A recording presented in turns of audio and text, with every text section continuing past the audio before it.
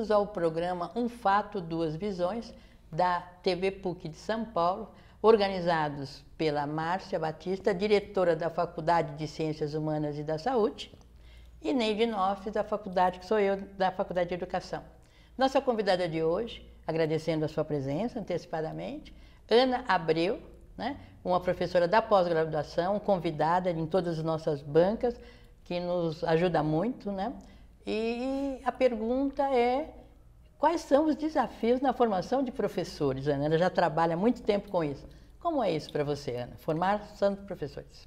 É o tema raro, né? Minha gratidão aqui por estar nesse diálogo com a Márcia, com a Neide e a nossa luta pela formação. Na realidade, a formação, a luta por ela é histórica, ela é colada na continuidade, na luta pela educação de qualidade no país, né? No Brasil a gente ainda tem que falar qualidade da educação, visto que em países que isso já foi dominado, não se fala em qualidade, porque toda a educação ofertada tem qualidade.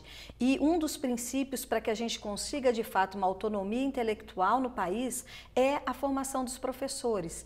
Ele é o sujeito permanente do processo, apesar de não ser o sujeito mais importante do processo, né? O sujeito mais importante é o aluno e a aluna. E nesse momento, um tema candente, né? Formar um professor, formar quando, formar como, formar para quê? Exatamente, um tempo incerto, um tempo onde por muitas ações nós sabíamos como caminhar e hoje nós estamos no momento em que não há um molde, não há um pacote, não há uma definição, há uma diversidade teórica, de demandas, né? Então a preocupação é grande porque impacta de maneira direta a formação do professor, seja ela inicial, seja ela continuada.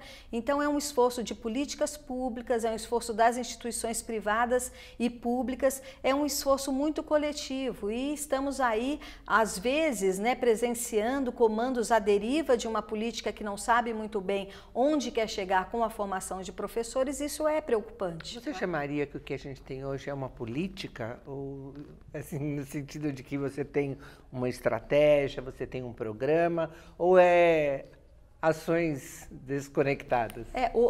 Se falarmos do governo atual, né, que assumiu aí em janeiro, não há ainda uma política, não há um oferecimento. Mas eu digo política porque eles precisam saber que há uma responsabilidade com o país. Tem 4 anos aí, agora menos, né, 3 anos e meio, onde precisamos de ações coordenadas. Nós temos uma extensão territorial enorme, uma diversidade absurda, desde essas demandas, a gente fala Norte, Nordeste, no nosso Sudeste aqui, que nós temos só na rede pública estadual mais de 250 mil professores, então é uma diversidade, e um dia a gente não pode esperar, né? Então a gente realmente está no momento em que não há uma política organizada, uma política com propositivas, mas eu penso que nós, enquanto formadores, especialistas, precisamos cobrar essa política para que a gente possa, de fato, caminhar em relação aos desafios. Então, eu acho que isso que você falou, eu fico sempre muito intrigada, sabe assim?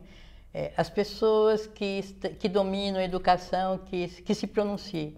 Mas a gente tem visto que esse território da educação, esse espaço da educação, ele é usado por todo mundo sem discriminação, né? Quer dizer, é como se o fato de eu ter sido um dia criança e ter frequentado a escola me permite que eu entenda de escola, porque eu fui usuária da escola. Então, assim, eu queria que você explicasse um pouco isso para nós. Quer dizer, é possível a educação ser comandada por pessoas que não dominam? Como que a gente vai lidar com isso? A educação ela é um campo do saber muito complexo, difícil e demandam, tanto é que eu estou aí, fiz 2 mestrados, um doutorado, desenvolvendo pós-doc aqui na PUC sobre formação de professores e me vejo numa continuidade. Então, assim, não me legitima se eu não estiver, de fato, nesse campo de conhecimento enquanto uma pesquisadora, uma conhecedora, uma estudiosa, né? Todos dão opiniões, isso é muito sério, porque isso acontece principalmente nos impactos das políticas públicas. Você muitas vezes tem no comando pessoas que mal têm uma leitura ou uma participação num congresso ou um artigo dizendo sobre isso. E isso vai impactar em políticas desconectadas, como a Márcia disse. Quer dizer, a gente, para caminhar, precisa de uma política de Estado. uma política aí que 10 anos de trabalho para a gente poder avançar, né? Então, se você tem uma desconexão, você não consegue dar conta de caminhar. E eu penso que o senso comum, quando todo mundo fala, né, é algo que nos desvaloriza muito, né? Eu lembro sempre de um tio meu que é da área da medicina, eu fiz uma pergunta para ele e ele olhou para mim e disse: Ana, eu não vou te responder porque eu demorei 6 anos para aprender. E num primeiro momento eu achei, nossa, né, fiquei até, falei, é verdade, porque é um conhecimento específico, a gente precisa se debruçar para compreender. Então não dá para a gente entender uma pessoa que não tem a experiência, não tem uma dedicação, propor políticas, propor ações. Veja, formação de professor, por muito tempo a gente trabalhou com o professor reflexivo. O professor que olha a sua realidade, levanta os seus problemas e vai investigar. Hoje nós temos uma preocupação, que é isso o que tem hoje para a gente pensar, como que a gente faz com que esse professor se reconheça como um profissional? Até por isso que você nos traz, Neide. Esse professor, a área dele é falada por todos, é falada pelo médico que não entende muitas vezes, alguns médicos até entendem, né? Mas aquele que não está na área da educação, é falado pelo engenheiro, é falado pelo leigo, e aí isso nos descredencia. Então todo mundo fala, né? O senso comum toma esse palco e a gente fica ali muito preocupado. Todo mundo é técnico de futebol. Todo mundo é técnico, exatamente, né? E aí é muito sério, porque isso vai impactar de maneira muito séria. Eu estou fazendo uma pesquisa agora, no pós-doutoramento aqui na PUC, investigando a EFAP, que é uma instituição responsável pela formação de professores do Estado de São Paulo, da Rede Paulista, e aí é muito importante que a gente compreenda isso, porque esta dinâmica, quem está formando os professores hoje? Quem forma os professores, né? Então é dessa maneira que a gente vai conseguir, de alguma forma, avançar com profissionais que de fato conheçam o campo. Então, Ana, nós temos, você falou tanto, quer dizer, realmente o leigo falando, ou as pessoas, todas a opinião, muitas opiniões ou muitos estudos, né? Nós estamos vivendo agora a escola da família, homeschool, onde a própria família vai ser o profissional do seu filho, né? Através de um projeto pedagógico. Eu já vou me antecipar, eu não acredito, né? Mas como isso é possível, numa política geral, propor que a própria família assuma todo o projeto de escolarização do seu filho, né? Quer dizer, como você vê isso nessas políticas? E é uma política, né? É uma política, é um absurdo. Primeiro que não passou pelo diálogo, porque toda política pública precisa passar pelo diálogo de quem entende. Quem propôs não entende de educação, né? Então eu como mãe, eu não sou a pedagoga, eu não dou conta, eu preciso de fato que a instituição escola dê conta disso, não é? Por mais formação que uma mãe possa ter, o papel dela ali é de mãe, né? A escola, ela vem então buscando esse espaço de socialização e esses diálogos. Veja, hoje nós estamos com tanta intolerância na sociedade, onde pensar diferente é um sinal para agressão, né?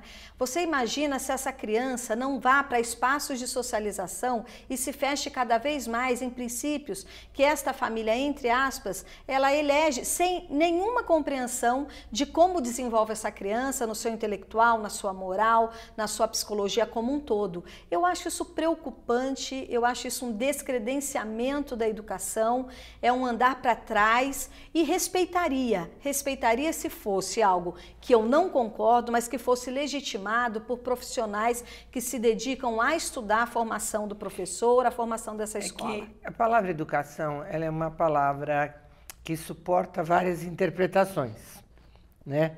Eu poderia dizer, e não estaria incorreta, dizendo que a educação das crianças é responsabilidade da família. Sim. E esse é o, vamos dizer, o princípio que está aí batendo, né?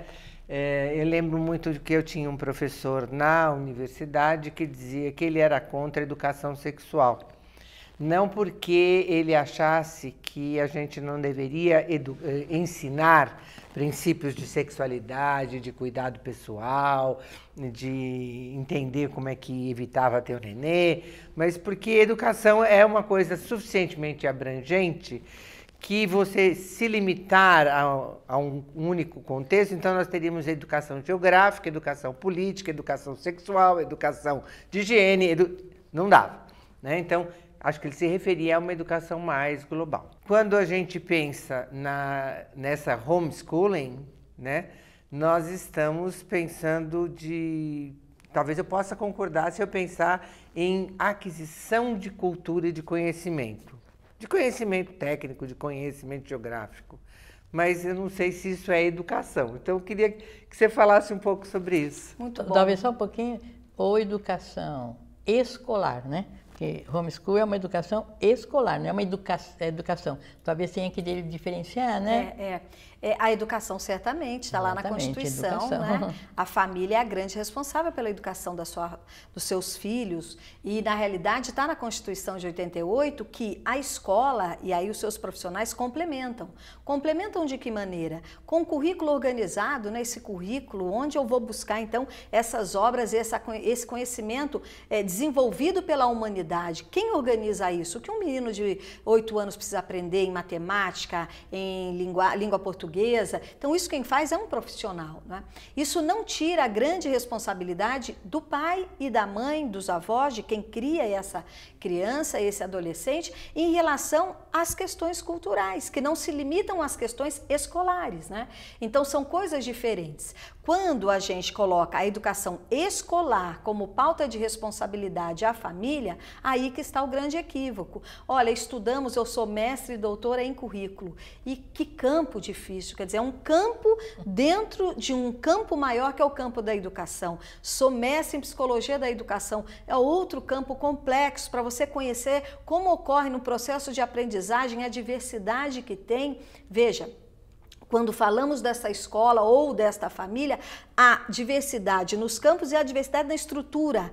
Que família estamos falando? Veja, a família que realmente vai tratar das questões da higiene, da cultura, dos valores morais, e a família que não vai.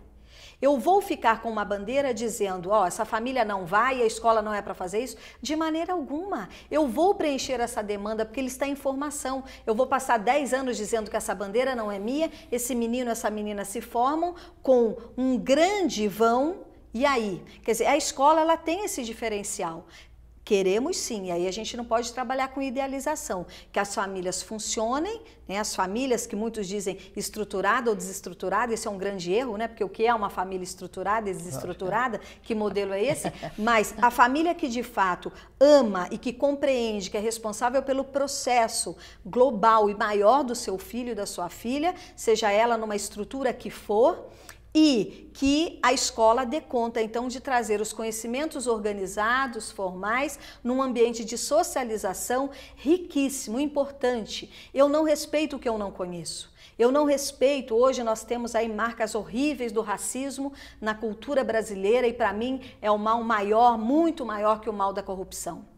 E isso eu só dou conta quando eu convivo e respeito. Se eu nunca ouvi o samba, como eu respeito o samba? Eu preciso ouvir, saber como ele se concebe, respeitar este legado cultural para que eu respeite. Então, assim, quando você afasta esta criança, e aí eu não digo na educação domiciliar escolar, quando essa criança tem impeditivos físicos, impeditivos que realmente ela não pode estar até a escola. Aí é diferente.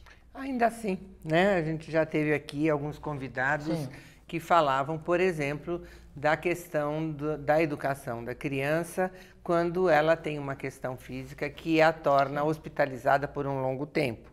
Né? Porque as pessoas acho que não se dão conta que a criança que tem dificuldades físicas, ela se compreende e compreende seu corpo de uma forma muito diferente e às vezes ela não se apropria do próprio corpo porque ela está sempre nas mãos de outro que cuida dele, né? Então eu estava aqui pensando na educação, lembrando muito do meu filho que teve muitas dificuldades de aprendizagem de escrita, né? Nem vou mais discutir se ele é disléxico, não é disléxico, porque é tanta discussão, mas que em alguns momentos da minha vida eu quis não deixá-lo, fazer com que ele ficasse na minha casa, ou eu quis construir uma escola para ele, né? Porque sim, é difícil se adaptar a uma escola que vai trabalhar com muita gente. E acho que o que sempre me impediu disso foi essa importância que tem o convívio social, a abertura para o mundo. Eu acho que esse é o risco que a gente tem. E aí eu entendo, inclusive, a discussão do homeschooling, porque é isso que se quer impedir. E aí assim, veja, olhando numa outra perspectiva, né? E aí trazendo a formação do professor, veja, como é difícil para o professor trabalhar com essa diversidade, o seu filho ou tantas outras crianças que possam ter alguma dificuldade de aprendizagem, o quanto isso é desafiador para estar neste momento ali e o quanto o seu filho pode fazer crescer um professor ao ter algo que ele tenha que ter diferenças, adaptações e um outro conhecimento. Ele faz crescer a ele próprio, ele faz crescer o próprio grupo e o professor. Porque a formação do professor, ela se dá com essas demandas, né? Quando nós tiramos, e a gente entende isso, por muito tempo se tirou da escola crianças com doença mental, por exemplo, né? Então você tinha lá as classes especiais ou algumas instituições específicas e estas crianças não iam para as escolas ditas comuns. O quanto isso nos nublou, o quanto isso nos fingiu, mentiu uma situação de que, bom, tá tudo não. E muitas vezes esse aluno ou ele ia para essa escola especial ou ele ficava dentro de casa, sem nenhum tipo de acompanhamento de um especialista para que ele se desenvolva. Então, Márcia e Neide, eu acredito que essa demanda do desafio ela tem que estar na escola, porque a escola, o grande objetivo dela é fazer com que o outro aprenda. E se o outro aprende diferente, ou se o outro requer diversidade nas condutas didáticas e metodológicas, é um desafio para o professor, né? Diferente da escola tradicional que tinha um pacote e dizia, ó, faz isso que todo mundo aprende. E é uma mentira, porque na verdade aprendemos de maneira diferente. Eu quero só aproveitar para diferenciar, que a gente escuta muito, todos os problemas que se tem, fala isso é um problema da educação. É um problema da educação. Então, nós temos que diferenciar que a educação é um problema mesmo da sociedade, de diferentes instituições, que é a grande área educação. Mas nós, quando falamos de professores, falamos de educação escolar. As pessoas não diferenciam. Isso. Ficam pensando que a educação da escola é a mesma, entre aspas, educação mais ampla, que é da sociedade, da igreja, de todas as instituições sociais. Nós temos que diferenciar que nós estamos tentando falar da educação que acontece na escola. Isso. Por que a escola não está dando conta? Quais são os obstáculos que você vê nesta formação, Ana? Eu penso que a formação é perfeito que você traz, Neide, porque é essa dificuldade que vai impactar na desvalorização do professor. Sim. E vai impactar numa sociedade que olha para o professor sem que ele seja um profissional, mas um missionário, não é? Quando chega a época do Dia dos Professores, eu fico muito irritada com algumas mensagens onde, você é a sua missão, é a sua vocação, e como que aquilo fosse algo que não precisasse de estudo e nem de profissionalismo. E eu sempre lembro, né? Porque o missionário, ele não precisa de salário, o missionário não precisa de estudo, é algo muito voluntário que ele vai, não é? Então, não é esse espaço. E a sociedade precisa compreender, ela precisa legitimar isso, não é? Então, eu acredito que essa construção que é histórica, né, ela precisa ser combatida onde? Nos centros que existem as formações. Não legitimar a questão vocacionada ou missionária. Assim, logicamente que há aqui, comigo carregado aí nos meus 32 anos de docência, há sim questões vocacionadas que eu certamente trago na minha construção biológica, certamente, mas só ela não daria conta de desenvolver a minha comunicação, não daria conta de desenvolver meus conhecimentos empíricos, teóricos, que eu trago para pensar esse campo e fazer com que ele amplie, né? Então, eu acredito que as instituições precisam pensar. E nós temos aí várias pesquisas nos últimos anos mostrando, se a gente falar da formação inicial, uma fragilidade em relação aos componentes curriculares que formam os professores, né? Então, nós temos uma carga muito grande de teoria, de componentes curriculares que olham a educação escolar, a educação formal ali, né, preparada para ensinar o outro. Ou seja, aprender matemática, português, exatamente, geografia. Muito ligado ao campo teórico dos fundamentos. E a nossa área de formação de professores, ela é eminentemente um campo praxis. É um campo prático, onde o fazer e o conhecer caminham juntos. Não pode ser um fazer vazio, onde eu vou fazendo de maneira intuitiva e nada me respalda teoricamente, e não faço também só com campo teórico, até porque teoria e prática na formação dos professores é inconcebível de maneira separada.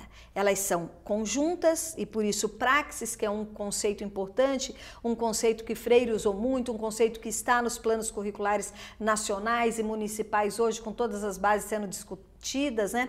Então, eu penso que é pensar esse currículo, Neide, Sim. Pensar esse currículo onde eu olho esse estágio, eu olho essa residência, eu olho ações de formação da docência, onde tenha um conjunto, né? Como um laboratório, e o Nova, o Fernando Hernandes tem falado muito sobre isso, que é esse laboratório que o médico faz. O médico vai para um laboratório que é o hospital e ele é assessorado pela equipe de professores experientes que estão ali nesse cotidiano, nesse dia a dia e que vão ver. A gente precisa transformar um pouco isso. E a carga não pode ser pequena, porque ela é de lá que sai a minha conduta profissional, é de lá que vai chegar, antes de eu estar em sala de aula formado, o dislexo. Então, Ana, mas como eu trabalho na formação inicial do pedagogo, eu vejo muitos elementos impossíveis de serem atendidos, né? Porque jogam também para esse profissional professor na educação inicial, certo, né? Muita expectativa. Ele tem que entender de educação de adultos, educação bilíngue, educação das éticas raciais, educação da diversidade, educação de conteúdos.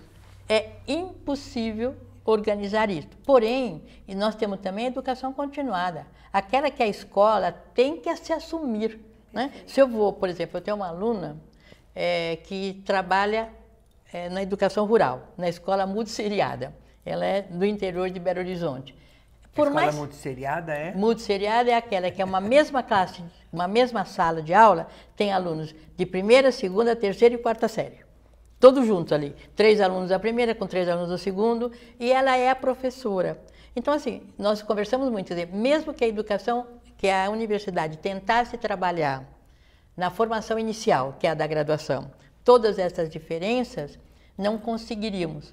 Então, há uma parcela de responsabilidade da unidade que recebe. Perfeito. Né? Da unidade que recebe, que é ou através do estágio, através, quer dizer, na educação continuada hoje, ela é parceira da educação inicial. Exato. Ela tem que estar colada ali. Se ela não colar ali, nós não vamos dar conta, né?